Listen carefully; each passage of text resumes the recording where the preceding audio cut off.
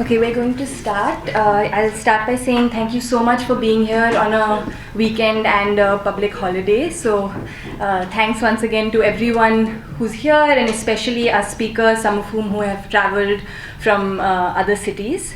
I'd like to welcome you to Privacy Supreme, which is going to look at privacy post the Puttaswamy judgment. This event is being organized jointly by Mozilla and the Internet Freedom Foundation. I'll say upfront that what these two organizations have in common is probably the fact that we're both quite focused on the digital realm or the technology space. But I think really early on we discussed that any event, if it had to meaningfully discuss privacy and indeed the Puttaswamy judgment, it would have to go beyond that and be broader than that. And so hopefully the different speakers that we have today are going to shine light not just on the technical or the impact in the digital or informational space, but also beyond that. And I'm really happy that everyone is here, but I'm especially grateful to those who are outside of this tech policy bubble and have come here and are supporting this event. So start with that. I'm gonna just give a few 5 minutes of introductory remarks before we move into what we have called the unpanel. But before that, in your bags, you probably have all, if you haven't already seen this, there are participation guidelines for the event. Don't have to, if you haven't read them right now, then maybe there will be an interlude soon enough, and hopefully you do not violate them in that interim period. But yeah, I would say this should be pretty fairly common sense for most people in this room, I hope. But please do definitely have a read through. This applies obviously to the event and to the dinner after. Yeah, so just as to kind of set the table for what's going to come, I'll say that 2 years ago on this day, it definitely felt like there was no question about the fact that this was a landmark judgment. And I think, for many people in this room, it even felt like a victory, like something to celebrate, a moment of hope for the future. And now that it's been 2 years, it's been only 2 years since, but it has been 2 years. So I think we might even ask the more counterintuitive question of, was it a landmark judgment? And if it was, then let's remind ourselves of why it was. So the question of if it was, I think the more orthodox kind of legal answer would be, of course it was, because it laid down a formidable legal precedent. You had 9 judges unanimous in their opinion that privacy was indeed a fundamental right in the Indian Constitution, even if the words privacy did not appear. And so in that sense, there was no question about its resilience for the future. The second way of looking at this, which becomes slightly trickier, which is how will this case be interpreted for years to come? And I think here you move from, okay, privacy is a fundamental right, but the interpretive question then became, when there is a privacy violation, how will courts decide whether in fact that violation is constitutional or not? And I think we've seen at least 4, and there will be more, at least 4 decisions from the Supreme Court that have applied or relied on this on the Puttaswamy judgment in some way. So I won't say the names of the cases, but we saw the decriminalization of adultery, the legality of same-sex relations, the right of a woman to access Sabrimala temple, the legality of Aadhaar. And so if it wasn't clear just from like the 4 cases that I just mentioned, constitutional scholars are still kind of figuring out what will be the lasting legacy of this case. And that's, I guess, what mostly the lawyers will be talking about. But then there's that, I'll sort of end with the final broader and harder question, which we definitely can't answer today, which is, will this Puttaswamy judgment have the potential to actually create broader social change? Will it change the way in which people and institutions think about privacy and also relate to each other? And I think that's like still a question mark, and that's a question that will be answered outside of the court, but the environment outside of the court will definitely affect what happens within the court, and we've seen that in the last 2 years for sure. Just a more personal note, I'll say that one thing, not really a legal repercussion, but one of the things that this judgment did have was very powerful language about privacy. So it rooted privacy in very firmly in the concepts of dignity and autonomy. And I think that narrative, that story has been a really powerful one. It's just to give an example, it's been one way why we can explain why when someone is denied welfare benefits because the tech didn't work for them, that is quote unquote a privacy issue. And I think for me that's a really interesting way in which the narratives from the judgment are traveling. So I'll end by saying I hope narratives and declarations from this judgment travel far and wide and have resilience over the years, both inside the courtroom and outside, but I would say it's still a question mark whether they will, and I'll let Apar give the more optimistic call to action at the end of the event. So thank you so much, and I'll hand it over to Apar to start us. Thank you so much, Amba. If you look at the other side of that printout, and we are conserving paper here, it shows the structure of today's entire sessions. So what we have first is called the unpanel, because it's our sense that in these 5 small talks, we can conceptualize core areas of privacy, and we are also trying to keep it much more focused towards each speaker. So it's in the sense of a small op-ed, which is spoken word, and that's what we are hoping we achieve through it. This is something which also departs from the fairly traditional format of panel discussions, so it's an experiment. We just hope it goes off well. Okay, and to start this out, first is Srinivas Kodali, who will speak on data protection. Srinivas also has a Twitter handle which is called Digital Datta, and it comes from a graphic novel, and I hope he shares more about it with you. And I think the graphic novel is Delhi Ka? Corridor, yeah, and it's about Delhi, right? Yeah, so it's about also that intersection of power, and this is what also is very remarkable in his Twitter feed. It's about how he looks at power and how he looks at then data. And I'm just inviting him now because let's hear it from his mouth itself. Hi everyone.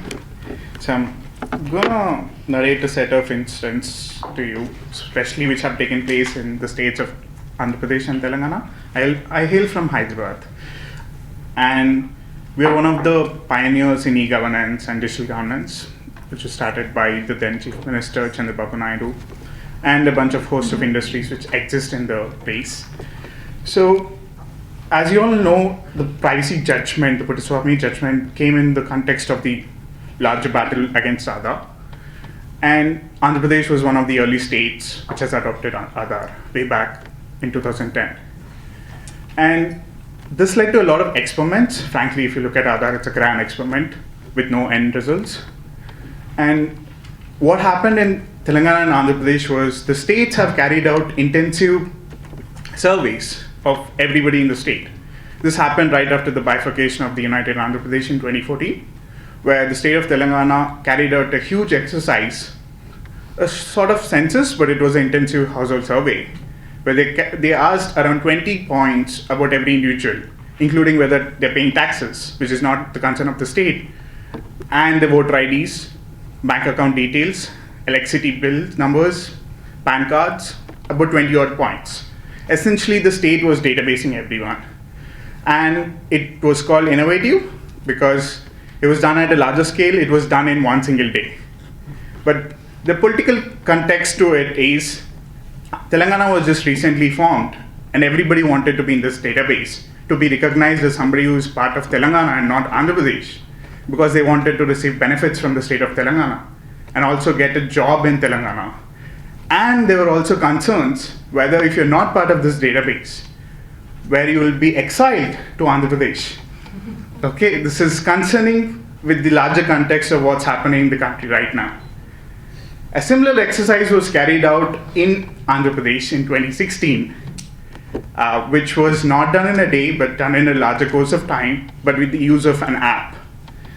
All of this sounds fancy and innovative and stuff, but at the end of the day resulted in gross violations of users' privacy, and it just wasn't specific to their privacy, it also expanded into their franchise. A lot of people couldn't vote during the elections of Telangana Assembly in 2018. And the core reason for it was the National Electoral Roll Purification Program, which was carried out by the EC to link Aadhaar and voter ID in 2015.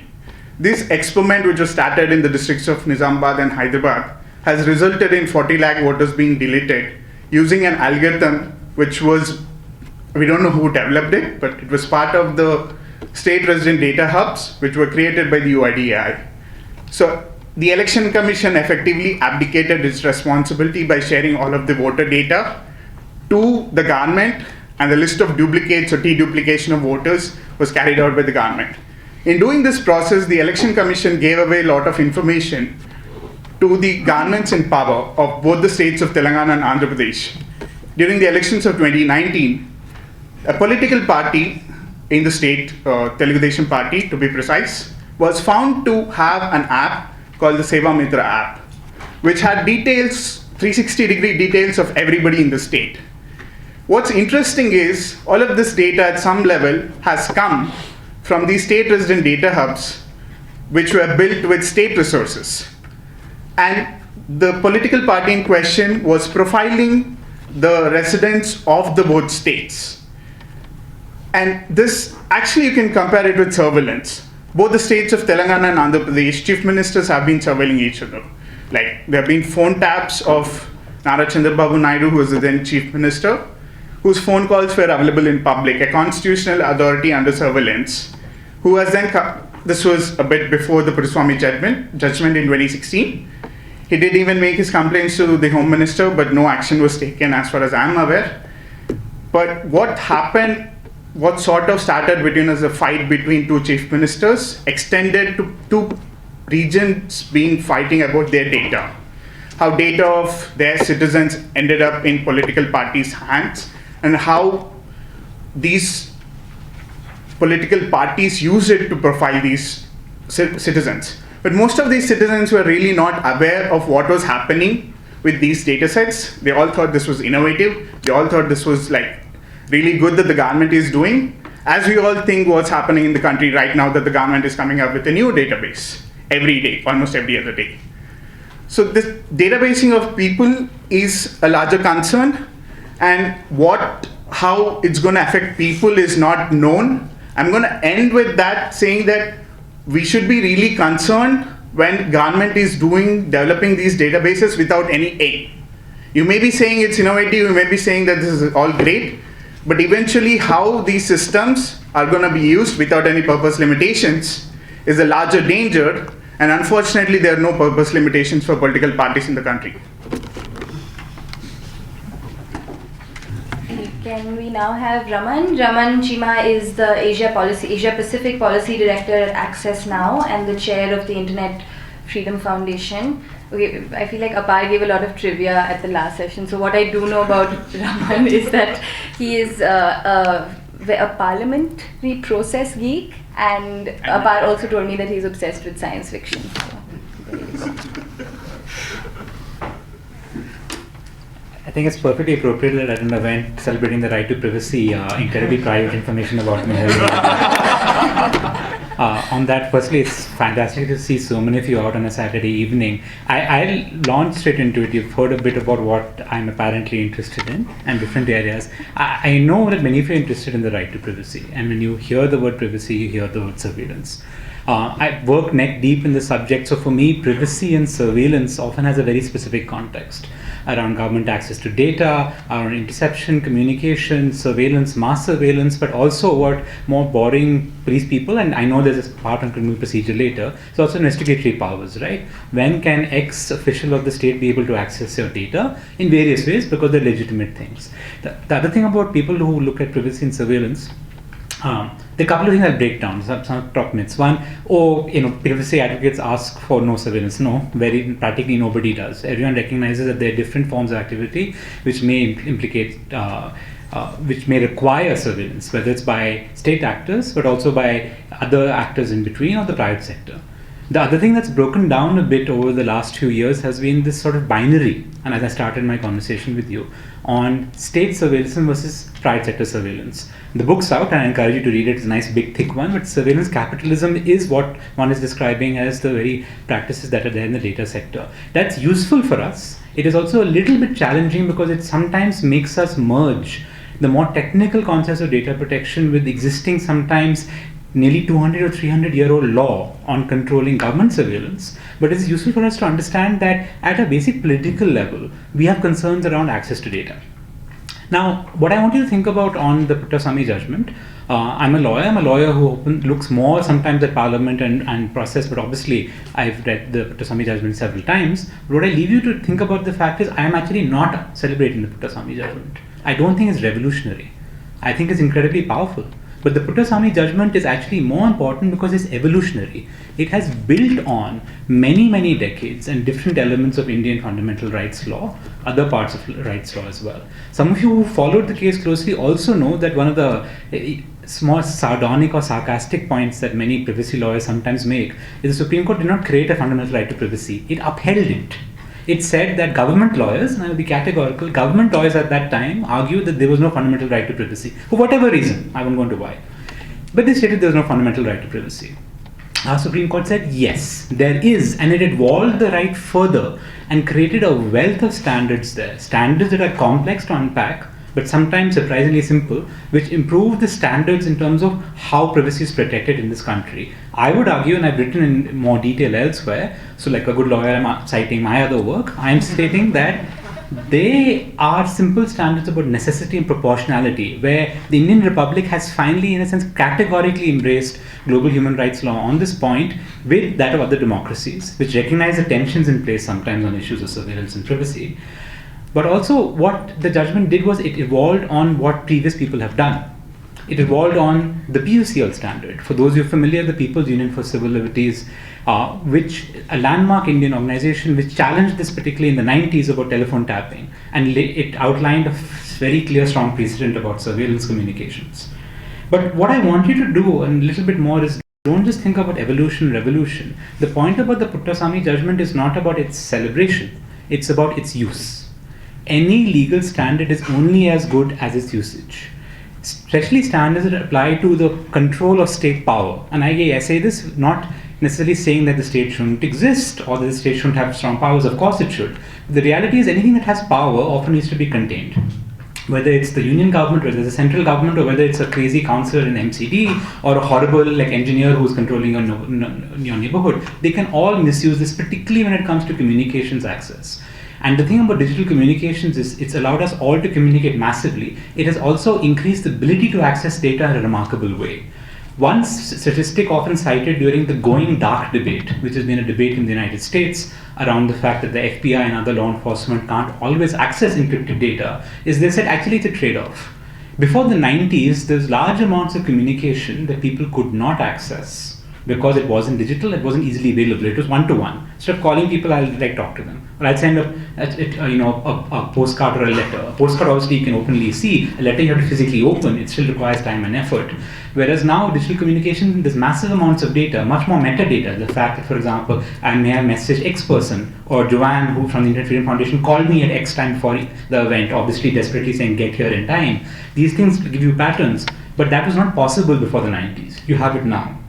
In order to control this, you need to use the Puttaswamy standard, which means you need to go to court. A judgment is only as good as the next time it is used by a court of law, not always by judges. Is it used by officers? Is it used by lawmakers? What's also compelling with the Puttaswamy judgment is the fact that MPs, who, as you sometimes know, like to trash judges on the fact of exceeding their brief, repeatedly have mobilized around the Puttaswamy standard. In the recent amendments to the Aadhaar Act, the Puttaswamy judgment was read out by at least 7 MPs across different political parties. And why I flag this is the issue of surveillance is the most important piece there. What I want you to just think about in the Puttaswamy judgment is this. There is much more going on when it comes to regulating surveillance in a democracy than is there just in court. And it's definitely beyond just the Puttaswamy case. There is a significant Ministry of Home Affairs challenge ongoing. I admit also an interest there. The Internet Freedom Foundation, of which I'm chair, filed one of those cases challenging the powers of the Ministry of Home Affairs to, rather, notification by which they expanded the number of agencies that can order surveillance, but also the law that provided that. A 2008 amendment to the Information Technology Act passed in the days right after the Bombay terror attacks. But there are many other discussions around surveillance taking place. In Parliament itself, for example, there's been a 183% increase in the number of questions asked on the issue of privacy between the previous Parliament, that is the Parliament during the UPA's time, to the Lok Sabha during the Prime Minister Modi's first term, and we're of course going to collect data on this current one. And most of the questions on surveillance come from the lower house. It does not come from the Rajya Sabha, which as you may regard as being opposition controlled sometimes, or for example being more senior MPs. People in the lower house are asking questions on what's going on there. The thing that I also want to leave you with, 2 points, and I'm going to wrap up. One, learn from the Snowden Revelations, but don't let that only color what you're thinking about surveillance. By that, I mean, sometimes when you think of the Snowden Revelations, we just think of our threats to privacy from the National Security Agency, or what laws they have there, or conversations around that. There are many debates on surveillance that are taking part in this country over the last 20 years. Mr. Arun Jaitley, who passed away, as you know, today, he, for example, triggered a public debate around the fact that call data records were being accessed. And we must start interrogate and document what we are tracking in terms of overbroad surveillance in our republic. And the last thing I want to leave you with is just this. What is today may not always be, and perhaps it shouldn't always be. And what I mean by that is there are certain things that you take for granted. The fact that government can't easily access some of your encrypted communications, for example. The response to that I sometimes make is that government can't access it. That doesn't mean that there aren't ways they can do it. You can re-engineer technologies, but there's massive harm that may come about. And I sometimes remind engineers, just because something is technically, what's the term for it? It's non-trivial effort, doesn't mean that it can't happen. More importantly, something that we think is granted for today, ask any civil servant about how wiretaps are done, doesn't mean that perhaps that should be the way.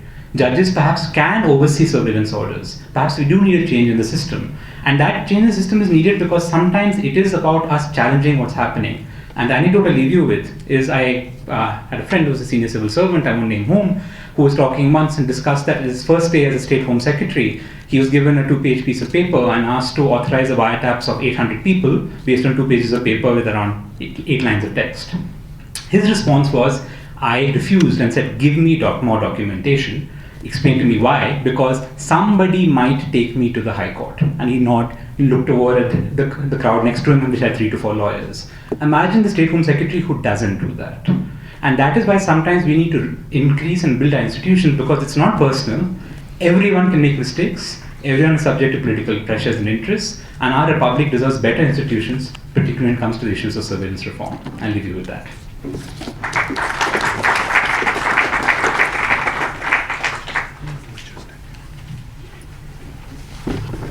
What is privacy if it does not protect personal liberty? We have talked about data, we have talked about surveillance, but what about bodily protection itself? And I think this is one of the core areas in which privacy also interacts with next level of criminal investigation, how DNA is being used, how and there are various other aspects to how privacy richly actually applies to criminal justice. For this we have Shreya Rastogi. She works at Article 39A, which was earlier known as a death penalty clinic and now has a wider mandate. They do fantastic work and I'm really thrilled and I'm looking forward to hear what she has to say. Thank you for that introduction, Apar. Just to correct you, it's Project 39A. But it is inspired by Article 39A of the Constitution. So I just wanted to, as Apar set it up, I want to talk about privacy in the context of criminal law, and I thought that, since it's extremely broad, so I would want to limit my 5 minutes to talking about it in the context of DNA evidence. Now, the use of and the invasion of privacy, let's begin there. The invasion of privacy for the larger public interest, and especially in the context of criminal investigation, that's something that we've that the legitimacy of that kind of state action and the proportionality of that kind of state action, I think everyone's taken it for granted that yes, in these contexts, privacy can actually be invaded into. However, I think that in the context of DNA evidence, it has to be considered differently, and that's precisely because of the nature of what your DNA can tell about you and about everyone else that you are biologically related to. And that's where I want to take this talk. So. Well, let's start with what is the entire purpose of a criminal trial, right? It is to individualize. You're basically trying to answer the fundamental question of who committed that offense, if you don't actually know who the real culprit is, and how they did it, right? And then when we're looking at the first question of who committed that offense, that would usually come up in those kind of circumstances where the identity of the culprit is not known. And here the investigating authorities often rely on forensic evidence, because this is supposed to be it's supposed to give you that kind of objectivity which other pieces of evidence in a criminal trial may not give you. Like, for instance, if someone has last seen the victim with the offender, right? You don't know whether they're actually telling you the truth or not. You're obviously going to rely on other things in the criminal trial to say that yes, all of that is matching up to actually come to the culprit. Now, forensic evidence here is supposed to give you that key of objectivity, supposedly. And when we think of forensic evidence which can help you individualize, one may think of blood grouping, fingerprint evidence, bite mark evidence, and then there's DNA. And I think that DNA has to be considered very differently from all other pieces of evidence because it is just so immutable. And also because the level of individualization of DNA is very different from these other pieces of evidence. And that's because your genetic code can tell you not just about your physical attributes, but about what kind of diseases you're prone to. It can tell you when you may actually, there is research which is happening right now about longevity of people's lives, which can be determined through DNA. You're able to, in fact, research is helping people change your DNA to some extent so that you could, have certain traits which become more dominant than others. And finally, DNA also then, as I was saying, it helps you not just tell about that individual in question, but about people that they may be related to.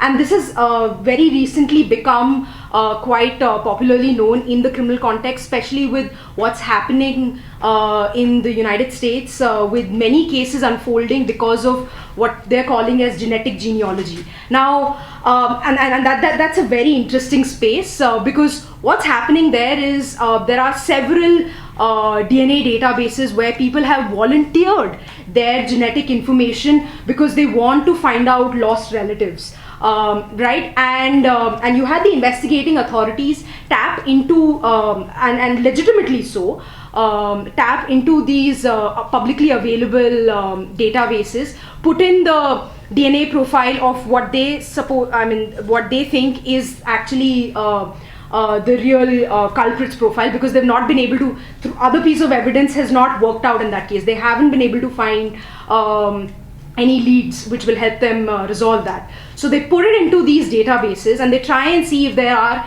hits which are coming up, right? And these hits are not actually to one particular individual, but there are percentages of matches that they're able to find.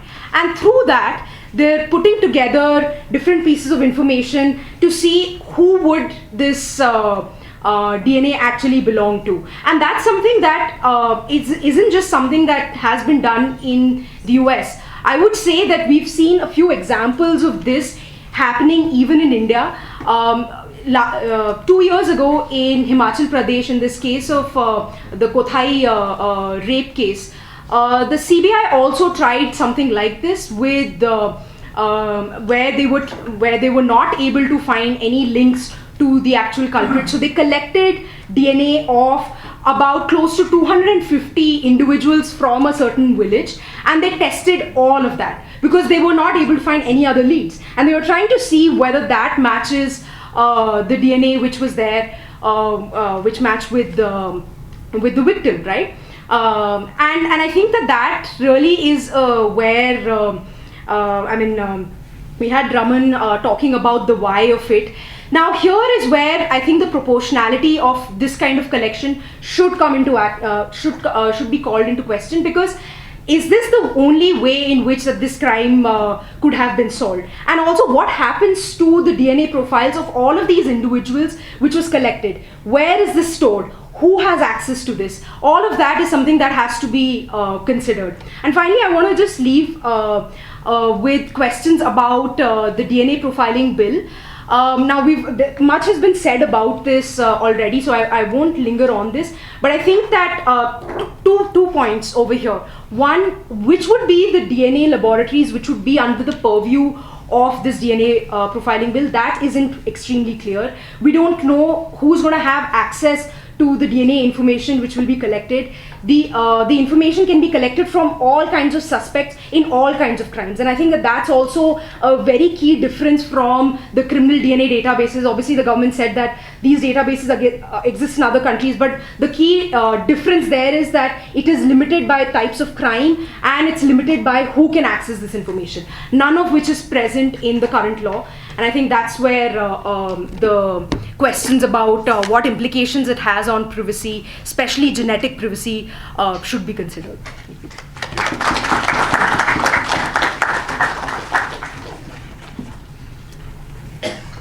Okay, so I'm sure you've heard some of the narrative of privacy versus RTI and what is that kind of interaction and tension between privacy and transparency. So someone who has thought really deeply about this issue is Amrita Johri. She's one of India's leading RTI activists. She's associated with the National Campaign for People's Right to Information and leads Satark Nagrik Sangathan. She's also working currently on interlinking the issues of food security and data protection. Thank you. So I'm going to jump right into what Amba said about the whole issue of right to information versus right to privacy. And let me just start out by saying that just the way right to privacy is now today acknowledged as a fundamental right, the right to information, over the decades there have been any number of judgments by the Supreme Court saying that the right to information is a fundamental right. And when the Act came in 2005, the RTI Act actually acknowledged privacy. So in fact, this whole binary that's being made out actually doesn't exist, because the RTI law itself says that privacy must be protected. So under the RTI Act, we have section 8, which lays out the exemptions, that what is the information that is not to be disclosed. And one of the exemptions in that is section 8(1)(j), which says that personal information which is either not related to any public activity or public interest, or which would cause unwarranted breach of privacy of an individual, need not be disclosed. So that's already there in the law. Of course, it's subject to at least two types of caveats. One is public interest, and the other is that any information that cannot be denied to a legislature or to a parliament must not be denied. Now, what assessments have shown us over the last 14 years of the implementation of the RTI Act is that this exemption is the most widely used exemption, and unfortunately very often in the breach as well.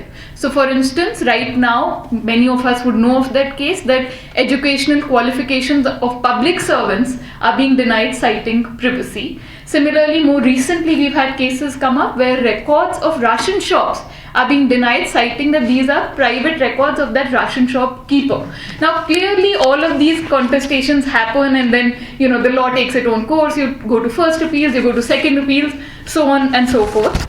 But what we see as something that's very, very important is to be able to balance these two together. We don't see them as being one versus the other. We see these as both needing to be balanced, and how we've been sort of thinking about balancing it is by putting the citizen or people at the center of it. So on the one hand, you have autonomy over your own data, so there cannot be just sort of illogical collection of it. Certainly safeguards against surveillance, safeguards against commercial use or the kind of profiling that we've seen more recently, including during elections. But on the other hand, also strengthening access to information, because that is crucial for people to be able to realize any of their other fundamental rights or their entitlements flowing from various laws. Now, one of the things that has worried us is how the government does try to play one against the other and actually argue both when it suits them. So like Raman said, you had the AG standing up in court and saying that people don't have right to privacy when questions were raised, and then you have the same AG perhaps a few hours later going into an RTI case and then arguing privacy. And that's where we really feel that the problem is when you put the government at the center of it and not put people in the center of it, and see both of these as being crucial for each of us to be able to achieve a life of dignity, which is really what I think all of our work and all of this is really focused at. Now, since the Puttaswamy judgment has come out, and I think it's important to sort of place some of that here, is that there has been a chilling effect on the RTI. So we've seen a lot of proactive disclosures that states used to do have been pulled down. So for instance, list of ration card holders, lists of pensioners who are getting widow pensions or old age pensions, even list of SC/ST scholarships have been pulled down. And the reason that's being given is that after the Puttaswamy judgment, privacy needs to be protected, and therefore we are pulling it down. And then there's another justification given that why does it need to be publicly provided? Now I think the answer to why it needs to be publicly provided lies in the experience of the RTI movement. What the RTI has shown us is that when marginalized communities are trying to access their rights, it happens only when they're able to do it collectively. So when information is in the public domain, at a place that's accessible for all, there's collective discussions on it, and then you collectively sit and look at that information and point out the problems with it and then fight for your rights. That's really the way in which the RTI, the public hearings, the concept of social audits has evolved. And today we've reached a point where social audits are actually acknowledged in various laws. So for example, the National Food Security Act recognizes social audits as an inherent part. Now social audits are not possible unless the list of beneficiaries and details of each person are in the public domain. And a lot of thought has gone into why all of this needs to be there. So we've been very, very concerned about the fact that in fact, perhaps in some ways, the delay in the data protection bill coming in and laying out those practical guidelines has allowed for this sort of, completely arbitrary pulling down of certain data while other data continues. And I think that that's where we are really sort of hoping that this bill will address some of those issues. And just sort of I wanted to also talk just briefly and end with that, is to say that the drafting and the bringing in of this bill is a huge opportunity. It can really address some of the questions that have been there. It can also be a way of building public trust. And I think crucial to that will be if at least what is happening to the bill is at least put out to all of us. After the committee drafted the bill, and since that bill is in the public domain, after that we know that there have been deliberations happening. We know that there are interministerial deliberations happening. We get to read in the Economic Times or in the business papers about industry being consulted on it, but there's nothing available in the public domain. And that does raise suspicions, that does raise questions, that does raise doubts, especially when you look at it that when you're told Aadhaar is voluntary and then it's said that okay, you can't get your ration, pension, education, income tax returns, blah blah blah blah blah, unless you actually have Aadhaar. So I think to address all of this, we really feel that what's happening to the bill needs to be public. All the deliberations need to be public, and the changes that bill is making to the number of other laws really needs to be thought through very carefully. Since I focus on the RTI law, I'm just going to end with sort of highlighting the particular changes and why we see it as being something a bit problematic. The RTI law as it stands today only exempts information if you can show that it would cause unwarranted breach of privacy. Now the proposed bill, at least the form that we knew of it till a few months ago, we don't even know what the current form is, says information that is likely to cause harm. So from saying that would cause harm to likely to cause harm, you're really reducing this whole threshold, and we feel that this needs to be thought through very carefully. And we would in fact urge that not just people working in the cities or in sort of the internet spaces, but really people who've benefited from the law. And you have 6 million RTI users every year filing RTI applications, and most of them are actually about basic rights and entitlement, need to be taken on board, need to be understood. You have to understand the value of paintings on a school wall saying कि आज mid day meal में क्या क्या मिलना है, आज किस बच्चे को स्कॉलरशिप मिली है, to be able to realize the value that information has for that person. So I'm going to end here. Thank you. What is privacy if it's not a recognition of individual autonomy? And individual autonomy is most needed for people who have historically lacked it, who have suffered under the paternal yoke. And to talk more about it, we have today with us Nayantara. Nayantara is a researcher and lawyer interested in politics and culture of technologies. She works at the Internet Democracy Projects on programs related to free expression, serverless, net neutrality. She has conceptualized and executed with a colleague the program on gendering surveillance, a project on exposing the gendered nature of surveillance in the Indian context. But much more recently, what I've really benefited from her work is Ad Watch, where there is a visual representation of how advertisements were actually purchased on social media networking platforms and the impact they had on democracy. So to hear more on how does privacy interact with gender, let's hear it from Nayantara. So I think the fights of gender and sexual minorities can in a way be thought of as a fight for visibility. So whether this is in the eyes of the law or whether it is representation in our cultural lives, in cinema, etc., or whether it is like the language that is used in newspapers, etc., it can be thought of as a kind of fight for visibility on the one hand. But on the other end of the spectrum, it is also a fight against increased monitoring and surveillance of bodies and lives. So you can see this whether it is like something like the stairs in the street or the kind of security apparatus that is designed for cis-normative bodies in the airports or violence at the hands of the police. So if we look at these two conditions of the lack of visibility on the one end of the spectrum and a hyper-visibility on the other end of the spectrum, what differentiates one from the other is the fact of choice in the matter. And what Puttaswamy judgment does is really affirm the existence of such autonomy to take decisions about our bodies, minds, and our lives. And Puttaswamy, of course, draws this inextricable link between the right to privacy and to human dignity. But this liberal notion of autonomy might not take us very far because not all of us have the same, not all of us are able to exercise it in the same way because we are located in different situations and circumstances and experiences. So although bodies are central to surveillance, the access to some bodies have been always traditionally easier than to other bodies. And this can be on the basis of gender, this can be on the basis of caste, this can be on the basis of the status of occupation of territory, sexuality, and so on. So for example, when it comes to the question of autonomy of using laws against sexual harassment at the workplace, someone that is a domestic worker at a house might not have the same level of autonomy to exercise it as someone at a law firm with a different level of access to resources. So as we think about the Puttaswamy judgment and the fact that it has emerged from the challenges to Aadhaar, it is important to look at debates beyond the data protection sphere, but what's also important is not to make this sphere of the internet and data-related rights as if it is something exceptional, as if it is something new and mysterious.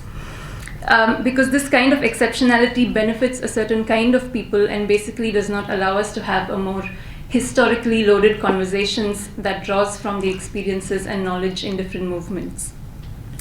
So to understand who's able to enjoy the fruits of the Puttaswamy judgment and going forward, we should look at legislations that are coming up outside of the data sphere. So to give an example, in the trans bill that was passed by the Lok Sabha this July, it's supposed to cater to the needs of trans people, but what it actually in fact does is entrench a totally different expectation of privacy in the lives of trans persons. So by requiring a totally dehumanizing and violent process of identification, the bill subjects trans persons to an institutionalized kind of hypervisibility that cis people might not even fathom having to go through. Similarly, the trafficking bill, which in the name of increased protection to trafficking victims and this ever attractive idea of prevention, creates easier access to certain bodies, to certain workplaces, to certain homes and lives of people than in comparison to others. So these are just two examples of sites where there is a baseline shift in the expectation of privacy itself. So apart from paying attention to how priorities for surveillance is being shaped, that is, who is of interest, whose lives are meant to be more monitored, who is considered a valued member of society, I think there's also lessons to be drawn from the feminist movement, from queer movements, from anti-caste movements, and other movements around us. Because it wasn't so long ago that it wasn't just the law, but even science deemed queer people unfit for society. So these histories kind of help us question the construction of science as this, the objectivity of science as a field itself, and its newer cousin of data science as being this objective truth teller amongst us.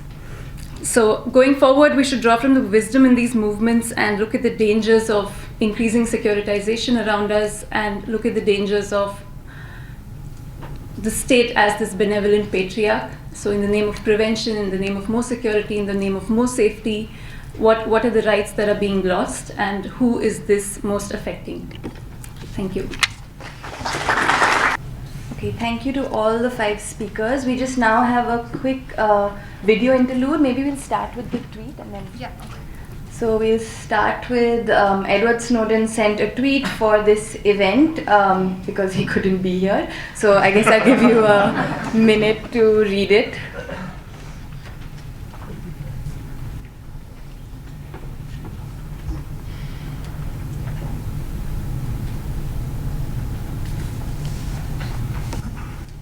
Yeah, and so next up, again, she couldn't be here in person, but it's really my privilege to introduce Mitchell Baker. Mitchell Baker is the executive chairwoman and the co-founder of Mozilla.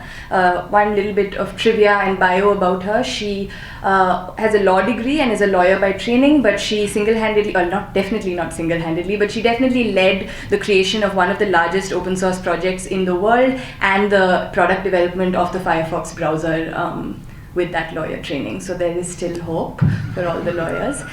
She is someone who, whenever you talk to her about improving laws and better laws and legal rights, she'll always come back and say, yes, but we must always also build the alternative, and build that, especially in the context of tech, build those technical alternatives. So I'll let her say more. Hello, my name is Mitchell Baker, and I'm co-founder and executive chairwoman of Mozilla. It's so exciting to have a gathering like today's to mark an important moment in India's history. I'm so sorry I can't be there with you. 2 years ago, the Puchaswamy decision marked privacy as a fundamental right of all Indians. This decision has been an important milestone beyond India as well, even to my home country and to all of us who look towards an individual's right to manage and protect our own privacy and security. The decision is worth celebrating, and there's a lot more to do. We need to go from decision to reality. India needs a data protection law as well. And as we go forward to make this decision real and practical in life, there are still big questions to consider. We look to the government for law to protect us, and yet governments are also large data collectors. We need privacy legislation that addresses both commercial and government use of data. We also need to move beyond notice and consent. These tools have proved inadequate online to protect people, even those people who are accustomed to reading long and complex legal documents. And how much less likely are they to protect people who are coming online for the first time? Thirdly, we need to treat personal data as personal, not as a national asset. And by affirming the primacy of our data as ours, we'll build a better system for protecting the rights and for developing a fruitful life as technology advances in ways we can't even imagine yet. The organization I founded, Mozilla, views an individual's privacy and security online as fundamental and not optional. And so we look to examples of countries that have found privacy to be key and can guide the way. As I travel the world, I find more interest in these topics than we've seen. Mozilla has been promoting these ideas for over a decade, and today we see that they are becoming important parts of the mainstream conversation. Now, these things don't happen by themselves, and we shouldn't expect government to get it right on its own. Moving forward and making privacy practical and real requires citizen engagement to help governments understand and to design good laws and good practices. And so I want to thank you and honor you for your leadership, your commitment, and your resolve to make privacy real for all of us. Thank you.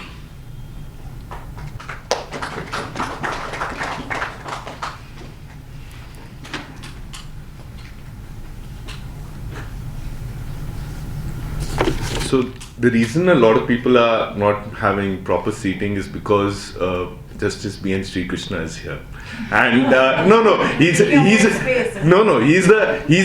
the crowd puller. We didn't have any. We thought on a Saturday on Janmashtami. So as I complete the entire sentence.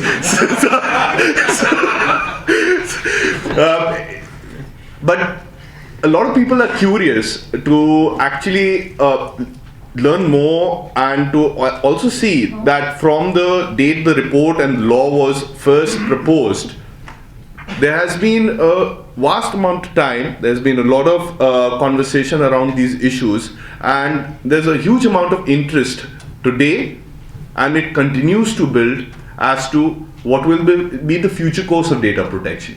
But even much more largely, what role should law play in a digital society? And I think there can be nobody better than Seema to actually have this conversation with Justice Srikrishna, because Seema was also following the right to privacy case very closely from the very beginning. She knows the particular context in which the privacy ruling came, and she understands its value and recognition. Now, as we look towards legislation, but much more broadly as how the courts are looking at the Puttaswamy judgment, I invite both of them for a conversation. And we've set up 2 chairs. We are not calling it a fireside chat.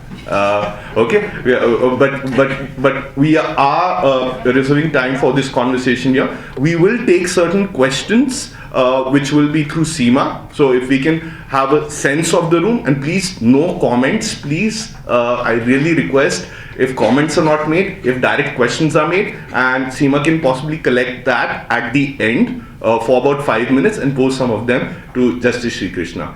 Justice Srikrishna, we are honored to have you amongst us today, and we are looking forward to hearing from you.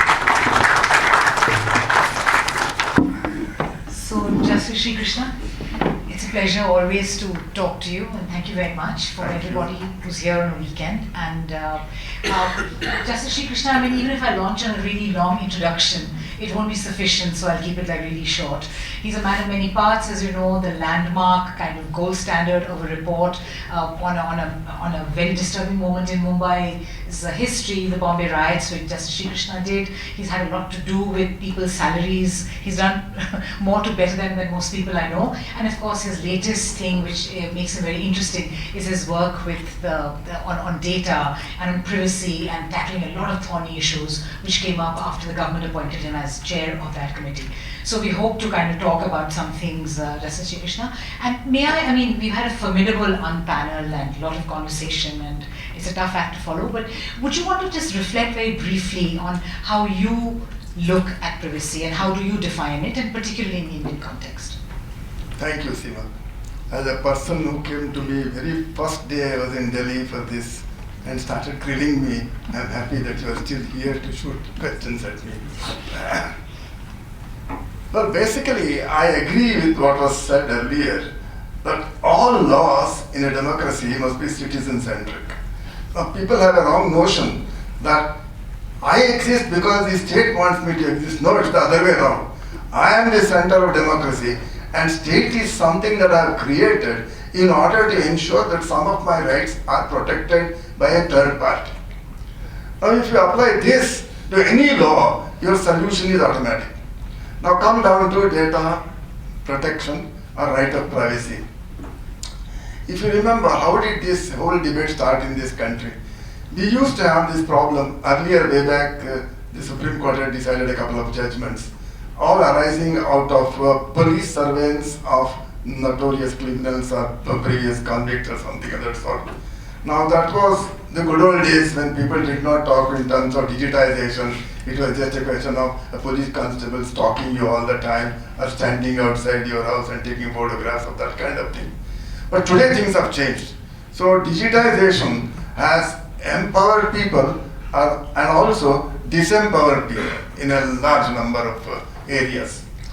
Now, as a result of this, the government in its, let's say, very beneficial mood wanted to make a lot of stuff available to citizens. So it said, we'll collect data about all of them. How do you collect data? You have no way of collecting data. So let's issue an identity card to every citizen. This is how it started. If you remember, when this issue was first mooted by the UPA government, there was a lot of tussle between the Ministry of Home Ministry and the Finance Ministry, each saying that, hey, PAN cards are always doing this work. Why do you need something more? Then there was this concept of national register also, which was being mooted by the Home Ministry at one time.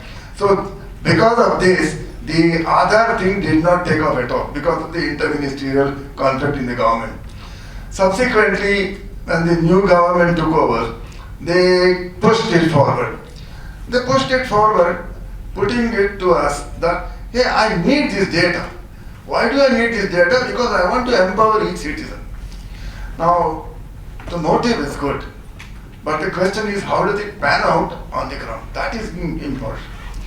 Now, when I started this, I kept saying from day one till day X when I finished it, that, hey, look, are we now creating something that is going to gobble up the person for whose benefit we are making?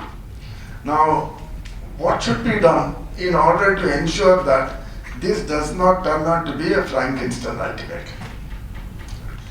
Now, I and my committee, I was able to persuade them that, look, whatever our thinking is, let us put it before the public. So first we had the report, the white paper. The white paper, we call it the white paper, and a lot of debate was there. I was called a fool, and so why do you call it a white paper? I said, I don't care, it's a white paper. It was white, really white, fortunately, not the yellow. I had some ink on it, yeah. Not the yellow thing that the government normally produces. It was the white paper. What did we do in the white paper? We looked at all that was happening in the different jurisdictions. America, of course, didn't have any law worthwhile till the state of California came out with a law, I think, about 2 months ago. It was completely confusing. Looked at England, GDPR, then South Africa, Singapore, Australia, and all that. And then let's say, this was exactly the exercise that was carried out when the Constitution of India was drafted, if you remember. That is how we look at Sarvata Saramadhadyat Pushpebhya Ita Shatpataha. It's the Mahabharata to us. That you collect, like the bees collect good things, you collect it and make it your own. That was the whole purpose of doing it. And then, the question that arises is, we have done all this, let the public understand what your tentative thought process is and let them react to it. Therefore, the committee went and had interactions with the public in 5 or 6 metropolises. And everybody was invited, right from academicians to technicians to law students to economic graduates and people like that. And after taking input from them, we churned about the input.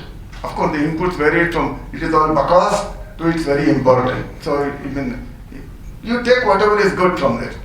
Then we produced a report. And there I said, let's not stop here. Let's tell the public at large what is the tentative nature of the bill that should be there. Because otherwise, reports have a tendency of going onto the shelves and gathering dust.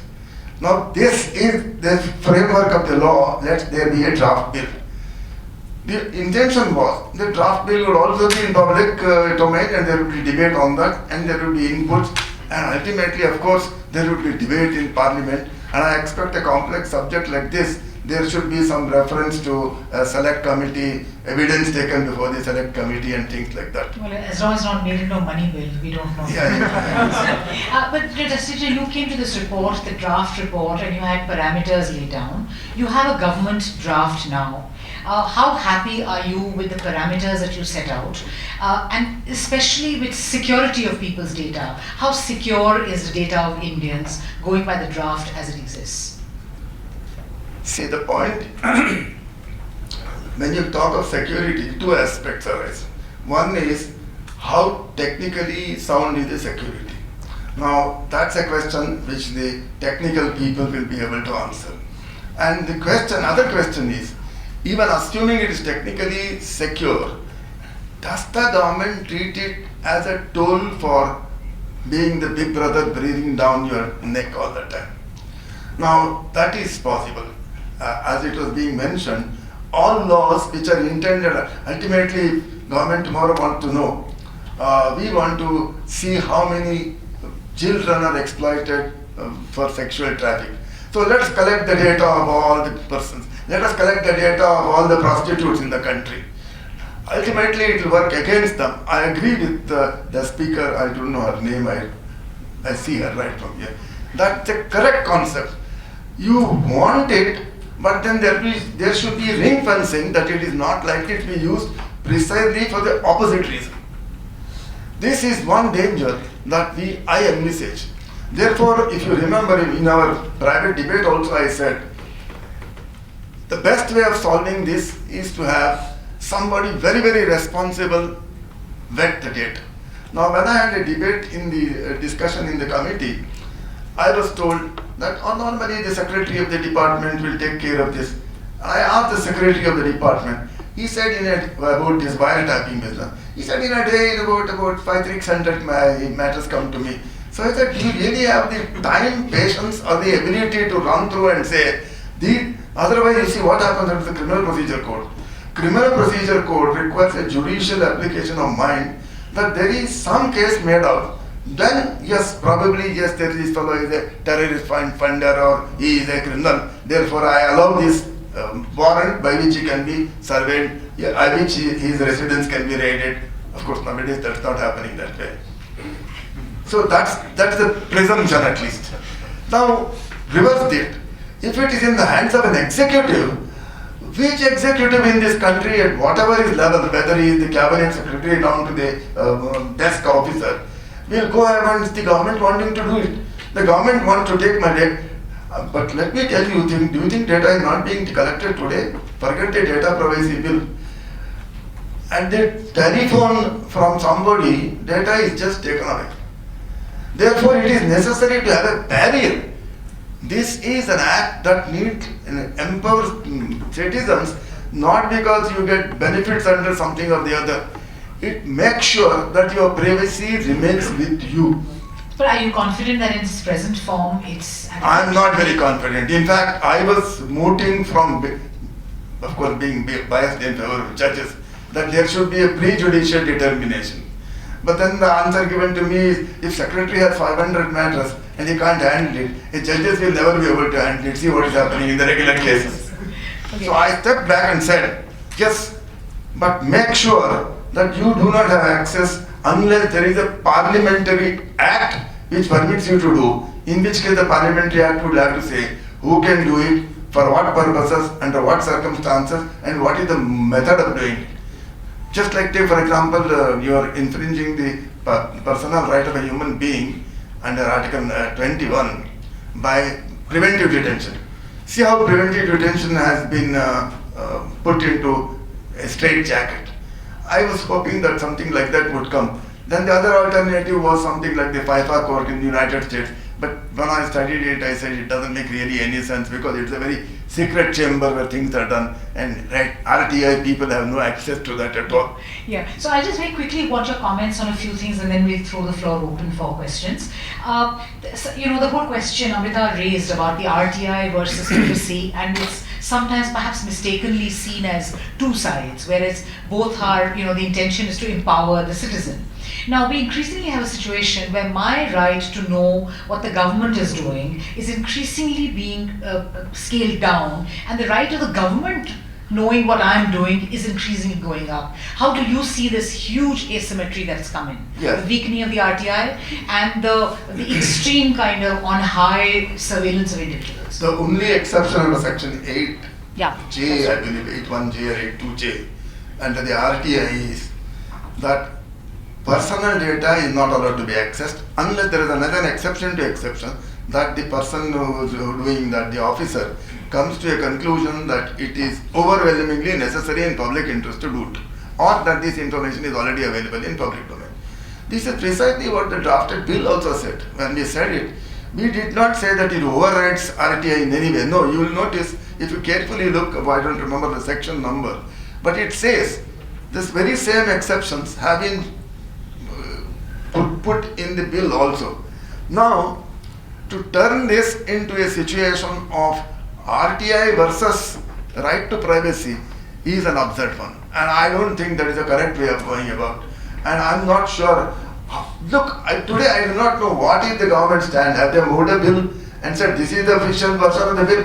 So what are you talking about in the government version? I don't know what the government version is. There's a draft version up on the net. But yeah, we have no clarity on. I don't know. I gave a draft bill to the government and said, hey, this is what the public has been asked to respond to. Thereafter, what happened?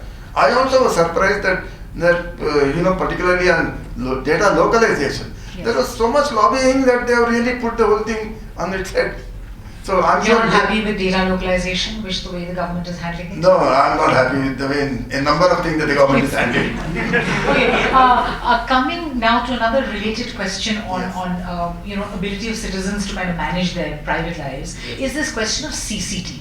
Now, it is seen as a very useful thing to politically put out that, any crime against women, children, whatever, we'll put up CCTVs and that seems to end it. But the laws around the using of that footage, the fact that market associations seem to have unhindered access at all kinds of, how worried are you about this whole CCTV I'm damn scared about it because feminists are arguing that marital rape should be stopped. So for that purpose, how do you stop? Put a CCTV in my bedroom? Yes, it should be stopped by a method that does not impinge upon my privacy. Now they want to know, they want to give you security, ensure that all your valuables are properly placed. CCTV in my room? Give me security. I remember So how this. do we sort of put some good sense in these funny solutions that governments come up with? That is why the point today is, I would have say about some time ago, I am not even specifying the timeline because that might give an indication into what I have in my mind. Some time ago I would have said, hey, whom do you trust in this country? Okay, with that kind of very visual pointer, we had this conversation earlier when I think the committee was meeting about, who do you really That's the whole protect point. your privacy from? I mean, the whole private sector question or the government sector question? Look, the private sector always has been indulging in surveillance because of competition. No, 1 minute, Dr. Srikrishna. There is now, of course, a situation when you have one private sector operator who's very big on the, on the telephony thing, who will soon be controlling data, who controls, the network on which that data travels. So how does one secure data from government and private sector? If I remember correctly, you were very concerned about the private sector's untrammeled kind of access to data. The government also put out in its economic survey chapter 4 its kind of thoughts on data, which is very touchingly titled by the people and for the people, etc. But it goes on to talk about how this, it should also be made available for commercial reasons. It must all be put together. It must all be actually together and put in one place, so that it's on the grounds of convenience. It also cites the Andhra Pradesh experiment. So how do you look at the government's kind of stating clearly what it thinks about what it should do with people's data? That chapter on data privacy, whatever they call it, And data of the people, for the people, by the people, and for the government. Some Lincolnian That last is mine. So they have said, but essentially in one of the paragraphs, they have said that today also there is data being collected. Now data is being collected by different agencies of the government, and they are in silos. So that traditionally we all know in the government the left hand doesn't speak to the right hand. So one silo will not speak to another silo.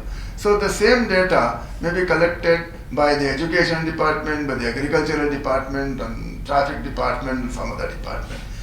Now isn't it better if we have it all together so that we can give you the benefit of our wisdom?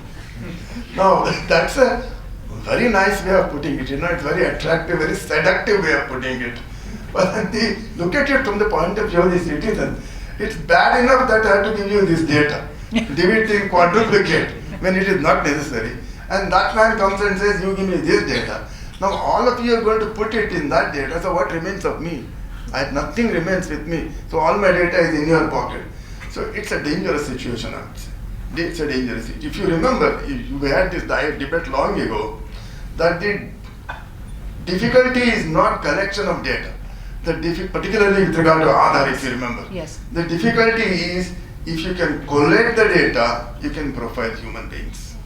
You can profile human beings just like, for example, now it was being argued, and rightly so, that DNA. Of course, at the point of time, DNA database in this country is not even such a worthwhile thing. But fingerprints, if you remember, fingerprints are collected of all the persons who happen to be unfortunate enough to get into the police station.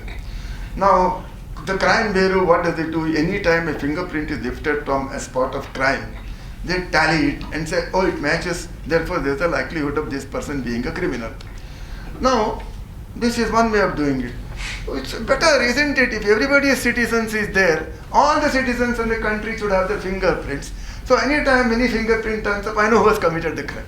So similarly, if the DNA of all the citizens is there, then you know exactly. But then look at the flip side of that. So my fingerprints being there, and if somebody does some goof up, somebody deliberately does a mismatch, I'm the one who's going to be sent to the gallows. Even with elections, I mean, the other place where data and elections, we're seeing a lot of connectivity and we don't know the full picture. There was a drive to sort of link Aadhaar with, electoral rolls. And there is a good case to say that, somebody who's not a citizen of India you should have clean electoral system, shouldn't be voting, etc. But how sanguine are you about the idea that the electoral rolls should be matched with everything? Should there be a perfect fit? You will have instead of having a Cambridge analytics, you will have a Delhi analytics or Mumbai analytics or Calcutta analytics. That is the danger. That is, are we now happy with what Cambridge analytics did? We made so much noise about it. We called them all kinds of bad names. Now you will have that in your own country, in your backyard. I don't think that's a good idea. If I would any day trust the election commission with its muddle-headed ways of doing the confusion they create, and every time my name is spelled in wrong way, my address is wrong, but still I'm happy. I'm not in the hands of this kind of Reassuring. Should I try to? Yeah, This is recording all this. Okay. You are blessed. Please identify yourself. Sorry. Okay. Privacy violations. My name is Aditi Agrawal. I'm from Media Nama. Thank you, sir, for being here. My question is that should community data be part of the personal data protection bill as the Ministry of Electronics and Information Technology is already considering? What's your opinion on that? Yes, we had recommended that community data should be available to every one of these citizens. Now, for example, community data means what? The data that is put into the net by individuals. So for example, take your Google Map. That's a community data. So it should be available to everyone, and everyone should have a right to access that. Not the government. We have not said that the government has a monopoly on that. Every citizen says, what is happening today is this. Now whether I have a barber shop here or not, comes up in the Google Map because I put it there or somebody else who will use the shop puts it there. So it should be permitted. Anyone else? Hi, my name is Devangshu. I write for a newspaper called the Business Standard. Sir, I wanted to ask you about future proofing. What do you do about location data and Internet of Things data, which is, according to a large organization which was referred to but not named, going to be a 20,000 crore market in the next year or so? How do you future proof? Yeah, the point is this. Let's go down to the basics. Is the data mine? Do I have the control on the data? Then I don't care whether you're a 2 billion operator or 200 billion operator. You shall not do anything to my data without taking my permission. That is the bottom line. Now, on the bottom line, what kind of superstructure you want to build is again up to the manner in which Parliament debates it. So location. Everything. My location is my privacy. Why should I tell you where I go on a particular day? Otherwise my wife will give me hell. Okay, so there's a question from the audience. What is your opinion on the Ministry of IT denying access to minutes of meetings and submissions of people to your committee? Government takes a long time to get over its inertia. Now, I suppose RTI application was made, no? Yeah. Yes, as far as It was rejected. Yes. CSA are pending. No, but one thing is there. With regard to a working process, it's unfair to ask every time and say what is happening. But once it is over, it should be available. Now it should be available. There is no difficulty. Apparently there is. Then there are a whole series of appellate authorities, second appeal, third appeal, Supreme Court, and God himself. In that order. Yes. So my question is, so we spoke about how the government plans to treat data, which is data as a public good, and which it has now made public by stating it in the Economic Survey of India and other places. My question to you is, sir, I want to know your thoughts on the fact that we don't have the data protection bill yet in Parliament, but at the same time we are seeing very specific actions being taken pertaining to our data. I'll give two examples. One is the decision to sell vehicle registration and driving license bulk data by the Ministry of Transport, and the other is something like the automated facial recognition system proposed by the NCRB, which involves the data of citizens, but in the absence, what is happening is all in the absence of a data protection bill, and it has been a year. So how do you see this action, of so much policy and rules being sort of implemented in this regard, but in the absence of a data protection bill? In the absence of the law, they are doing it wrongly. What happened? The data privacy came from Swami. Before that, nobody debated. There were stray references by the Supreme Court. Now, this was happening regularly. Data was being collected by the government regularly. So, how did you oppose it at that time? Oppose it at the same time. Therefore, build up pressure to say that you pass the law, that you have overwhelming majority, and that you can just like a ATM machine. If the bill goes in, it comes out as law. Such a complex subject. We'll also get just a more, see what happens. In Monday it will be passed. But only question is, what is the form in which it will be passed? There's a very famous Sanskrit saying. It says, Vinayakam prakurvano rachayamasa vanaram. The person started to make a Ganpati, Ganesh out of it, and what turned out to be a monkey. Let's hope that we are not made monkeys ultimately. Okay, I think, so you had a question, and then I'll take one more from... And my question is, beyond other issues related to linking of databases, etc., isn't it odd that Aadhaar, which is for which the basic need is about a resident, whereas voting, which is about citizens? And how do you see this? I don't see that. According to me, this kind of thinking, in fact, the Supreme Court is right now hearing the petition on that. They have been, in fact, given a date. I think it was moved. It's been moved by the Supreme Court. Delhi High Court. Sorry, Delhi High Court, not Supreme. Yes, that is the most dangerous situation. It's not that this data was not available with the Election Commission. The Election Commission had it. But then the Election Commission did not have access to other data. So they had only data probably of my name, address, and family members' names, and sex, and age, and something other sort. But now, if you add it to Aadhaar, and Aadhaar adds it to my bank account, and all the money that I have in Mauritius will also know.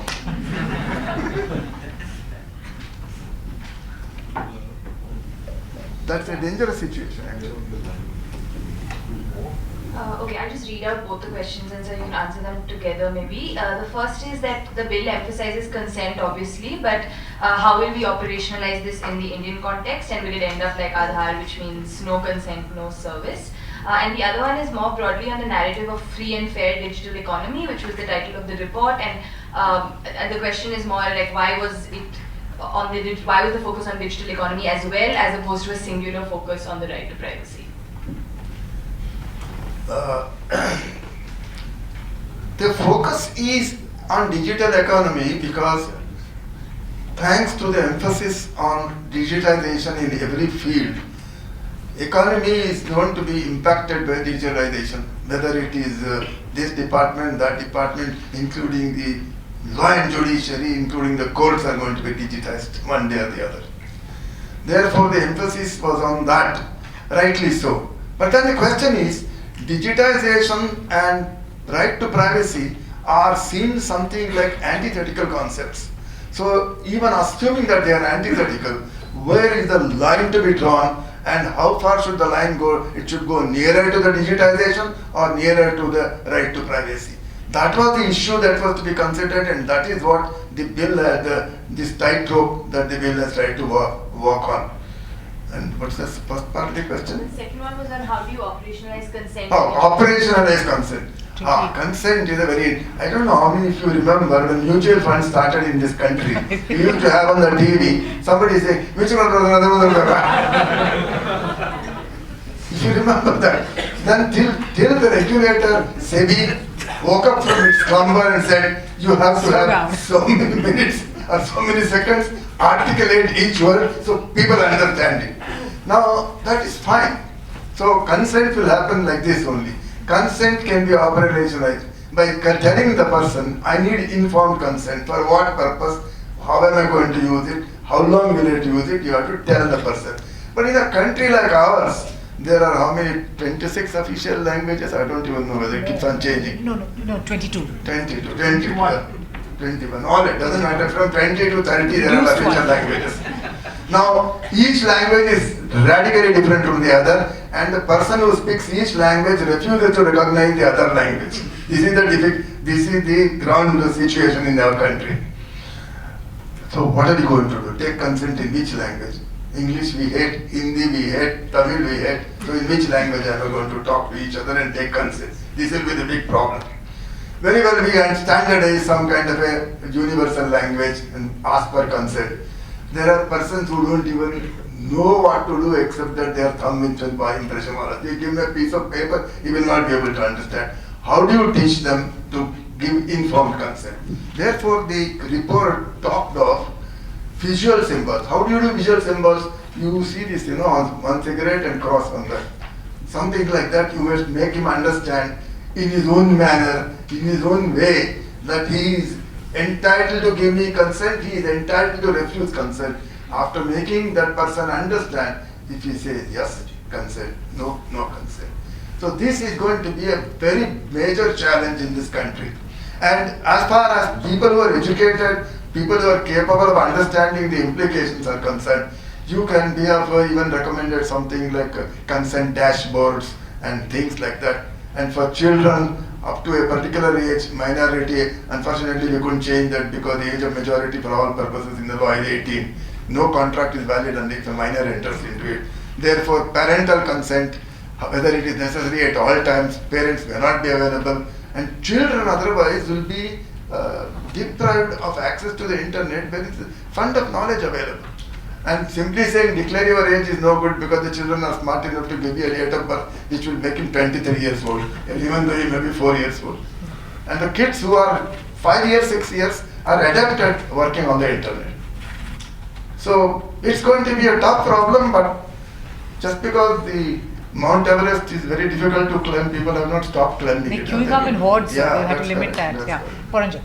I'm Paranjay Gohathagurtha, I'm a journalist. Justice Srikrishna, do you think the internet should be declared as a public utility?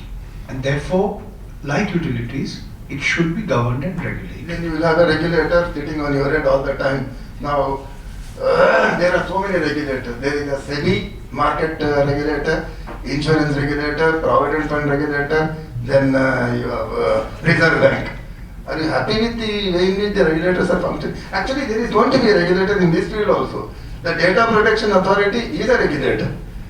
So there is no question of, I think it would be a wrong idea to declare it as a public utility, because then you will have unnecessary problems.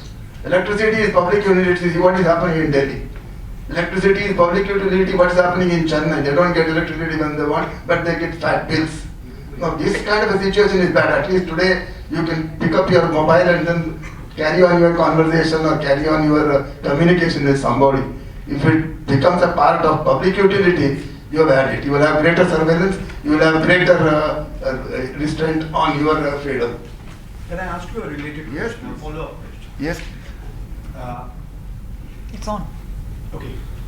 Yes. Yeah.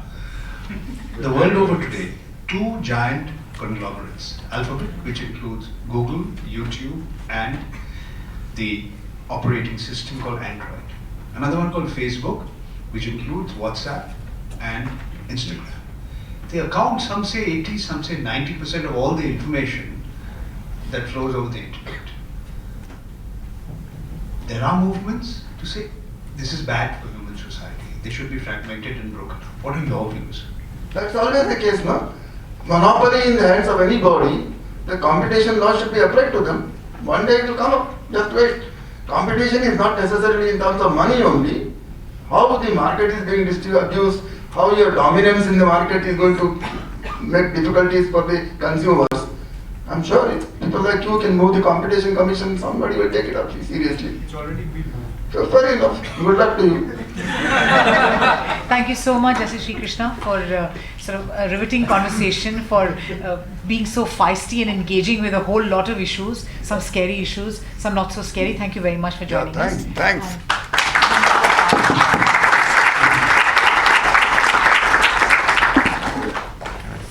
Thank you, Seema. Thank you, Justice Srikrishna. And I think one of the best things about today has been that people have come from civil society, academia, expert groups have come, and you've had a person who's drafted the data protection bill. A lot of us have filed RTS, a lot of us have annoyed him, a lot of us have criticized him very strongly, and this openness to engagement is what will actually further greater trust and hopefully will also help spur a stronger data protection law in India, which is user-centric. Strong, just not because it will be brittle. In terms of closing remarks, I just had a small thing prepared for the things we have handed out. It has a t-shirt which reads as Digital Swaraj, and you may be questioning why it is called Digital Swaraj, because if you look at the Hind Swaraj by itself, it's an anti-technology manifesto. And it talks about several things which are so critical about technology, but even states it illogically. It's anti-science to some extent. So here, there's this fascinating book I've been reading by David Allen, who says Gandhi after 9/11, and he also deals with what is the conversation between Tagore and Gandhi after an earthquake in Bihar, in which Gandhi says that people have died for their sins, and Tagore says, "You're nuts." Okay, but this is what David Allen walks towards eventually. He says that both the Hind Swaraj and Tagore's correspondences with Gandhi, and this is in a book called The Mahatma and Poet, it's about viewing technology as an instrumentality. And he then further refers to Tagore's play. It's a dance play, it's called Rakta Karabi. It's about the royal king of Yaksapuri, in which human beings are basically reduced to tools in a larger government apparatus, and in fact they're numbered as 47A, 269F. And it also has a love story, and love can't happen because people are machines in a larger apparatus. And this is basically the larger danger which we are facing today, as we are keying feverishly into our smartphones, running our lives by calendars, and basically even forgetting directions to where we used to drive by because we are so accustomed to maps. Who is serving whom, and is technology an instrumentality? Here I would like to read a small message by Usha Ramanathan, a person we all follow, a person a lot of us admire. She says, privacy is not dead, it is being assassinated and denuded. The poor of the right are being dealt the first blow of it. The labor of many led to the privacy judgment. Now we have our work cut out more for us to save privacy from profit and power. And I think that should be the concluding line for today. It's a continuing engagement. 2 years is a very short lifetime for any constitutional court judgment. It builds, it evolves. As Raman was saying, that this is a revolutionary process. Today would not have been possible without the partnership, the support, the leadership of Amba Kak, who is at Mozilla. We are thankful to Mozilla, and this event would not have come out the way it has come out without them.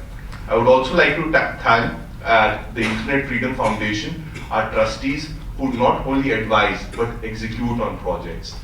Raman is here in person, We have trustees who are technologists who work in technology companies. That's Arvind, that's Karthik. And we have campaigners also, Rachita, who makes sanitary panels. We have a diverse group of trustees who are actively making sure that this intersection of fundamental rights and technology is not only on a case-to-case basis, but is also on a person-to-person basis, because people need to know what privacy is. Finally, I would like to thank my colleagues who have shown great support and who have made sure that all your goodie bags have everything in them. And that's Joanne, Devdatta, Shruti, Rishabh, and Jatin. We are all around here. Let's have the excellent IIC catering and some drinks and food. And we are all here to have more conversations with you. Thank you so much for coming.